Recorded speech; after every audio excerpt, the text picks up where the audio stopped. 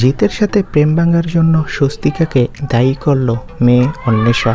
বিস্তারিত জানতে ভিডিওটি দেখুন আর আমাদের চ্যানেলে নতুন হলে সাবস্ক্রাইব করুন।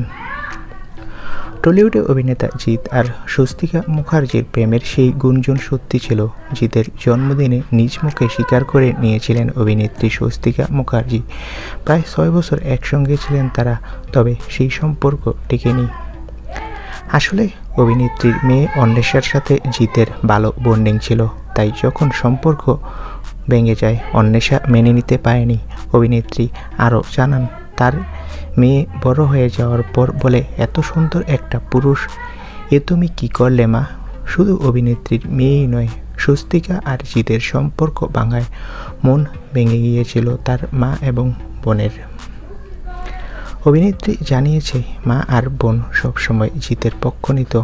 ওরা চেয়েছিল আমি আর জিৎ যেন বিয়ে করি। সম্পর্ক ভাঙার পরও আমার বোন জিতের বিয়েতেও গিয়েছিল। বোনের কান্না দেখে আমি বলেছিলাম, এসব কি নাটক হচ্ছে? তবে অভিনেত্রী স্বস্তিকা বলেন যে, ভাগ্যে যা ছিল সেটাই ঘটেছে, আমার কোনো আক্ষেপ নেই এ বিষয়ে। তো বন্ধুরা, জিৎ ও স্বস্তিকার সম্পর্ক নিয়ে তোমাদের মন্তব্য কী? কমেন্ট করে তোমাদের মতামতটি জানাও। ধন্যবাদ।